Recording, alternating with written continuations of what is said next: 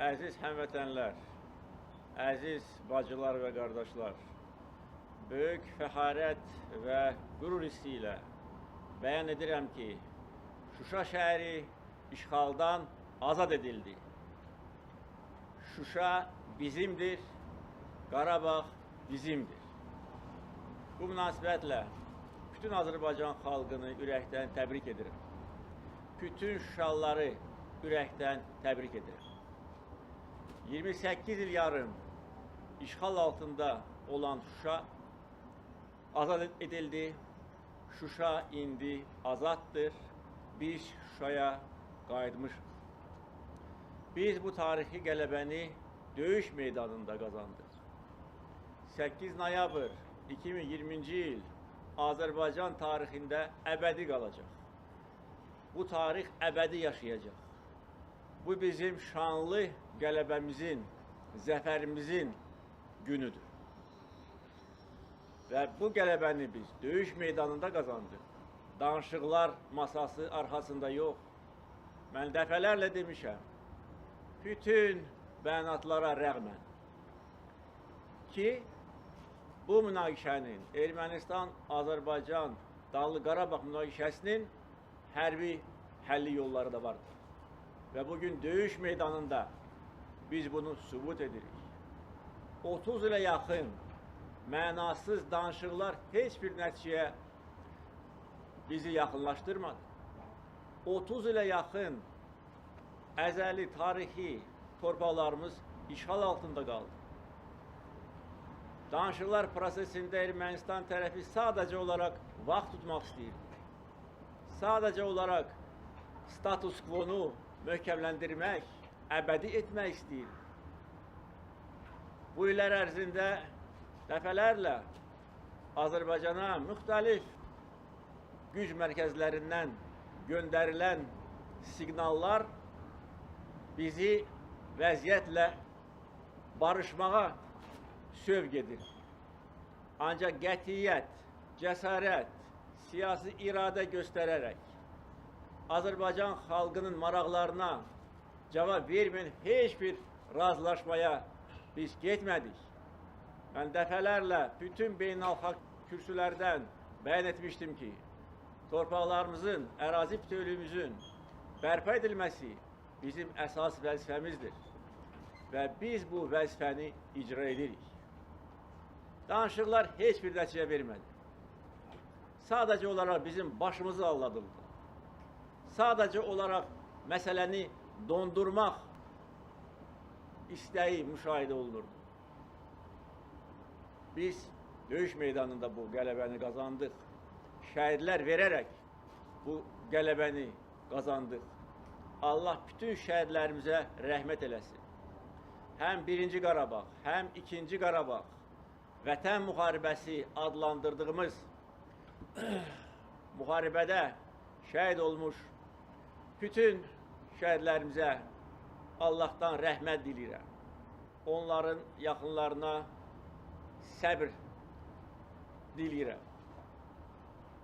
Yaralı soydaşlarımıza Allahdan şəfa diləyirəm.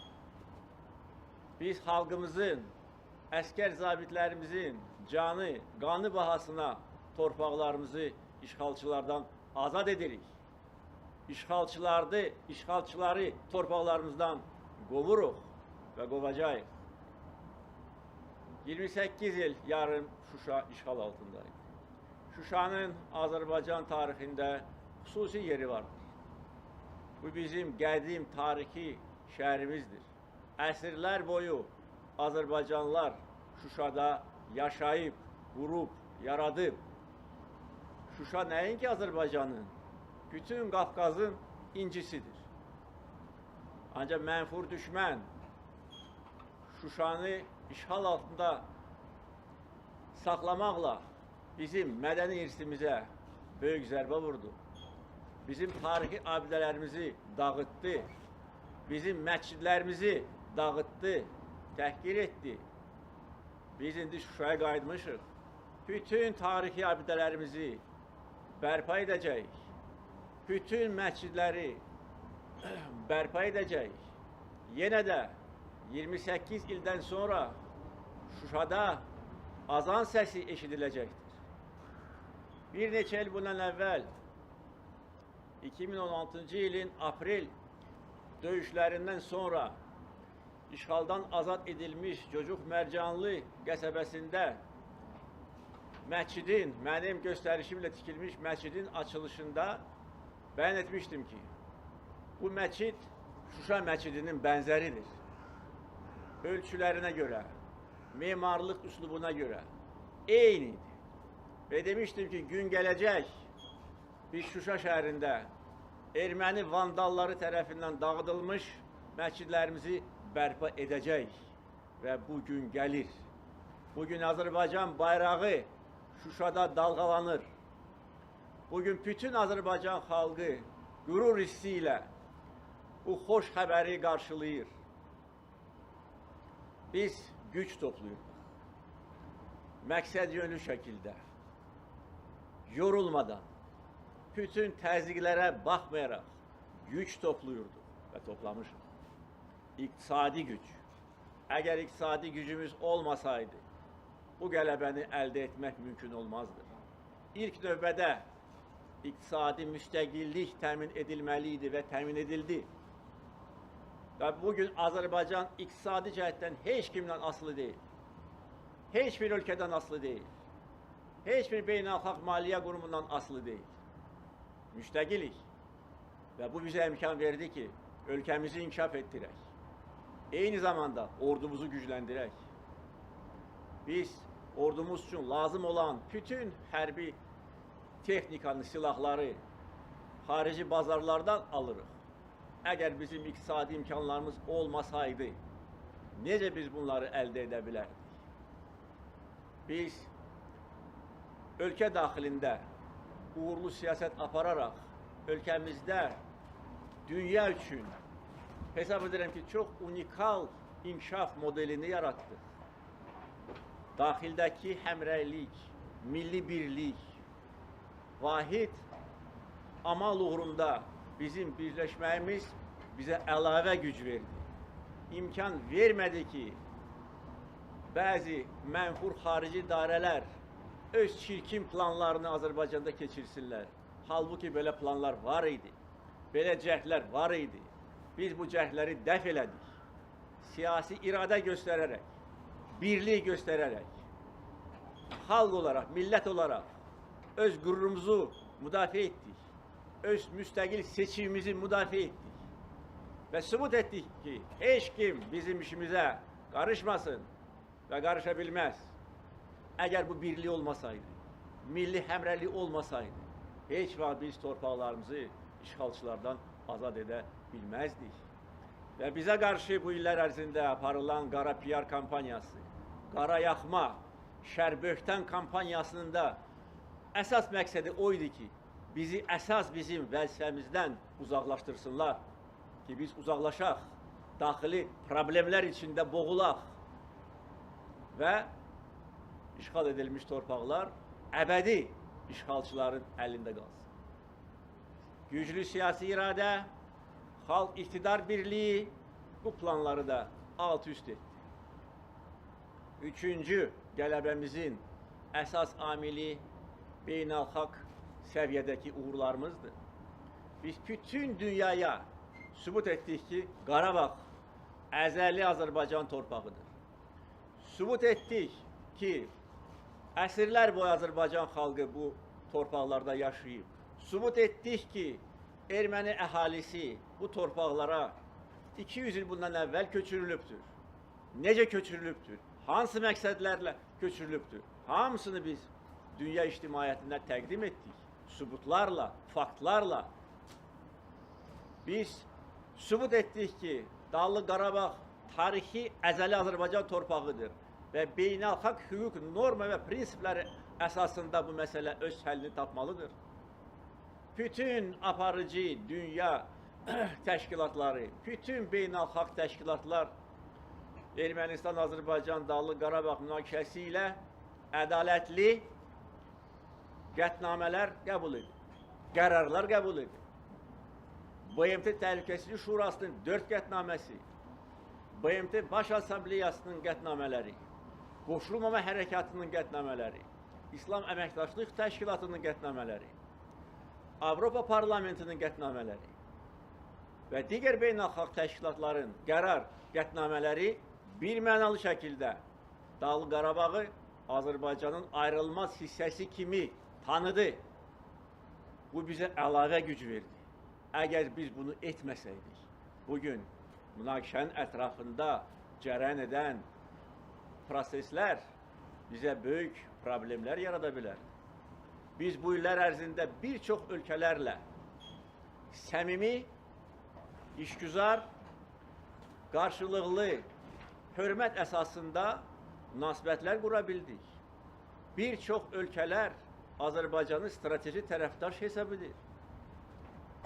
Və artıq bu ifadə beynəlxalq sənədlərdə öz əksini tapır. Biz bütün qonşu ölkələrlə səmimi, dostluq əsasında münasibətlər qura bildik. Qarşılıqlı hörmət, qarşılıqlı inam əsasında. Əgər bunu biz etməsəydik, bugün münaqişənin ətrafında tam başqa proseslər gedə bilərdi. Bizim əsas problemlərimiz Şuşa işğal altına düşəndə həm o idi ki, ordumuz yox idi. Rəhbərlik öz vəzifə borcunu yerinə yetirə bilmirdi. Və beynəlxalq müstəvidə Azərbaycan demək olar ki, bütün ölkələrlə münasibətləri gərginləşdirmişdir. Biz demək olar ki, təcrid edilmiş vəziyyətdəydik. Ancaq bugün Ermənistanı biz təcrid edilmiş vəziyyətə saldıq. Bizim transmilli layihələrimiz tamamilə regionda yeni mənzərə yarattı. Biz regionun enerji xəritəsini, nəqliyyat xəritəsini yenidən tərtib etdik. Bizim təşəbbüsümüzlə reallaşan layihələr təkcə bizim xalqımızın maraqlarını təmin etmir. Bir çox ölkələrin maraqlarını təmin edir. O cümlədən region ölkələrinin,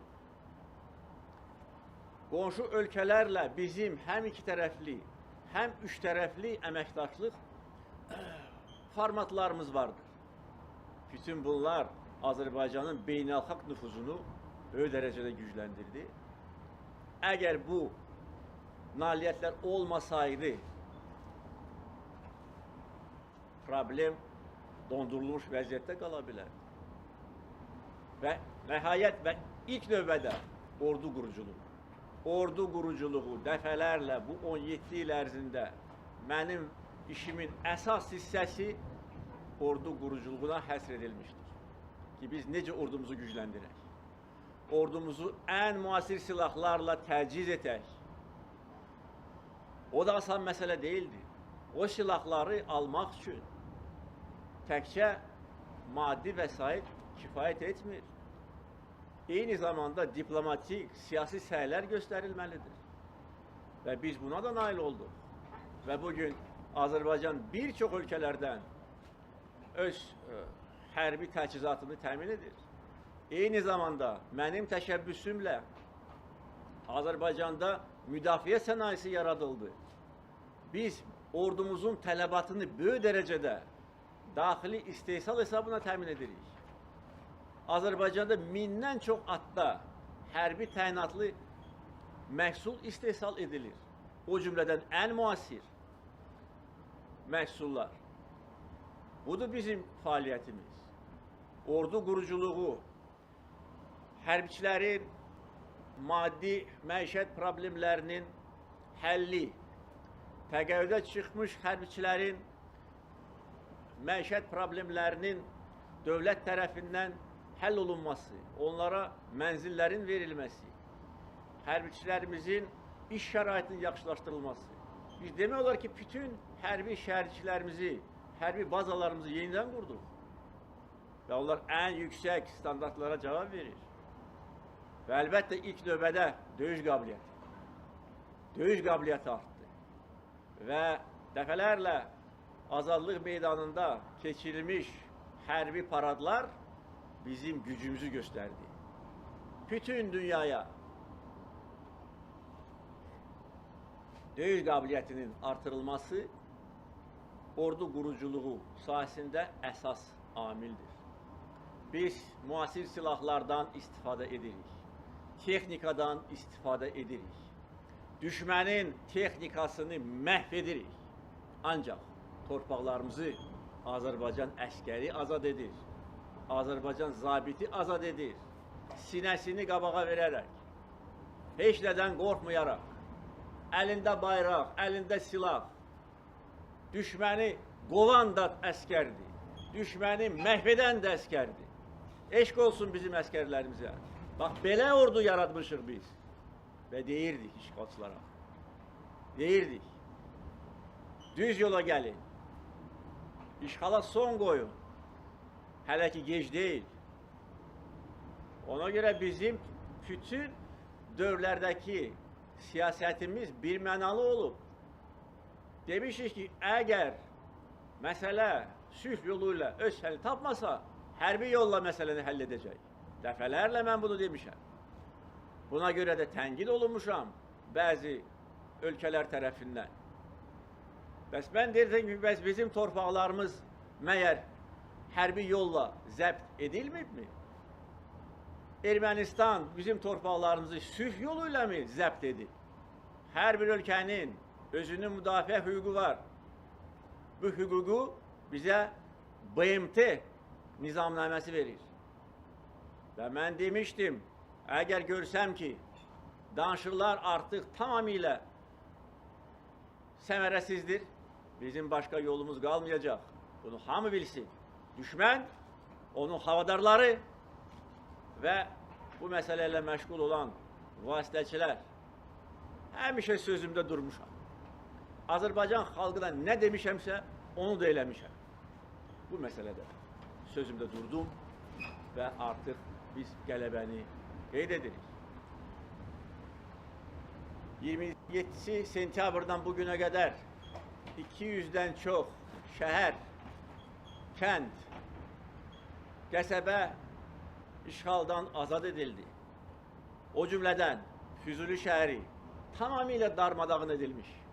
Bir dənə də salamat bina qoymub mənfur düşman. Cəbrayıl tamamilə dağıdılmış. Qubadlı, Zəngilan tamamilə dağıdılmış. Kəndlər, şəhərlər. Hadrut qəsəbəsi, Suqovuşan qəsəbəsi və bugün Şuşa şəhəri. Bizim zəfər yürüşümüz davam edir. Hələ də işğal altında torpaqlar var. Hələ də döyüşlər gedir. Və əgər Ermənistan rəhbərliyi mənim tələblərimə cavab verməsə, sona qədər gedəcək. Heç kim bizi dayandıra bilməz. Elə qüvvə yoxdur dünyada ki, bizi dayandıra bilsin. Ermənistan artıq öz acı məğlubiyyətini etiraf edib. Özünü alçalda. Xalqını təhqir edə Ermənistan rəhbərliyi indi dünya ölkələrindən yardım istəyir. Hərbi yardım istəyir. Silah texnika istəyir. Bəs hanı sənin yenilməz ordun? Məhv eləmişik onu. Bütün onların sözləri, bütün onların bəyanatları mif idi, yalan. Yenilməz ordu Azərbaycan ordusudur. Döyüş meydanında göstərir. Tək başına düşməni torpaqlardan qovur. 30 il ərzində milyardlarla dollar xərclənib ora. İstehkamlar qurulub. Mühəndislik qurğular inşa edilib. Amma hamısını vurub dağıtmışıq. Mənəvi ruh, güc hesabına, birlik hesabına. Və bir də demək istəyirəm ki, bizim zəfər yürüşümüz davam edir.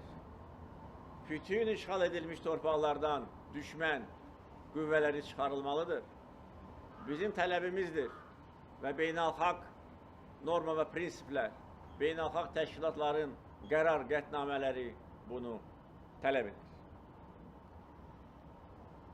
Əziz bacılar və qardaşlar, bugün bu müjdəni mən burada Şəhidlər Xiyabanında doğma xalqıma verirəm. Bu təsadüfi deyil, bu təbiidir. Bugün şəhidlərimizin ruhu qarşısında bir daha baş əyirəm. Bugün bəyan edirəm ki, şəhidlərimizin qanı yerdə qalmır. Erməni vəhşiliyinin qurbanlarının, Xocalı qurbanlarının qanı yerdə qalmır. İntiqamımızı döyüş meydanında aldıq. Biz mülki vətəndaşlara qarşı heç vaxt müharibə aparmamışıq, bu dəfə də aparmamışıq. Baxmayaraq ki, mənfur düşmən 93 mülki şəxsi namərd ateşlə öldürüb, 400-dən çox mülki şəxs yaralanıb. Amma mən dedim, yox, biz Azərbaycanlıyıq. Biz intiqamımızı döyüş meydanında alacağıq və alırıq. Məhv eləmişik onların ordusunu. Texnikasını məhv eləmişik və məhv edirik və edəcəyik. Düşməni qovuruq və qovacağıq. Mən bugün eyni zamanda Ulu Öndər Heydər Əliyevin qəbrini ziyarət etdim. Onun ruhu qarşısında baş əydi. Ürəyimdə dedim ki, xoşbəxt adamam ki, ata vəsiyyətini yerinə yetirdi. Şuşanı azad etdik. Bu böyük qələbədir. Və şəhidlərimizin, Ulu Öndərin ruhu şaddır bugün. Gözün aydın olsun Azərbaycan. Gözün aydın olsun dünya Azərbaycanları. Mən bu günlərdə dünya Azərbaycanlarından və Azərbaycanda yaşayan insanlardan minlərlə məktub alıram. Hər gün minlərlə məktub. Sadəcə olaraq heyslənirəm ki, bütün bu məktubları oxuya bilmirəm. Sadəcə olaraq vaxt çatmır. Nə qədər gözəl sözlər, nə qədər böyük dəstək göstərilir. Bugün biz bir daha bütün dünyaya sübut edirik ki, biz böyük xalqıq. Biz məğrur xalqıq. Biz yenilməz xalqıq. Biz döyüş meydanında düşmənə yerini göstəririk. Bu günlərdə dəfələrlə Azərbaycan xalqına müraciət edərək yumruq göstərmişdim düşmənə. Yumruq göstərmişdim. Demişdim ki, bu yumruq elə belə yumruq deyil. Bu dəmir yumruqdur. Bu dəmir yumruqla düşmənin başını əzirik və əzəcəyik. Və eyni zamanda bu yumruq birliyimizin rəmzidir. Bax, bugün Azərbaycan xalqı bu yumruq kimi birləşir. Və həmişə belə olacaq. Bu birlik əbədi olacaq. Bu birlik bizə gələcəkdə də bütün vəzifələri icra etmək üçün imkan yaradacaq. Mən bütün bu illər ərzində, 17 il ərzində Azərbaycan xalqının dəstəyini hiss etmişəm, görmüşəm. İnamını, mənə olan xoş münasibətini görmüşəm. Bu mənə güc verir. Bu mənim siyasətim üçün əvəz olunmaz dəstəkdir. Və həmişə Azərbaycan xalqını əmin edirdim ki, mən vətənə, doğma xalqıma ləyaqətlə, sədaqətlə xidmət edəcəm. Şadam ki, sözümdə durmuşam, həmişə olduğu kimi sözümə sadiq olmuşam.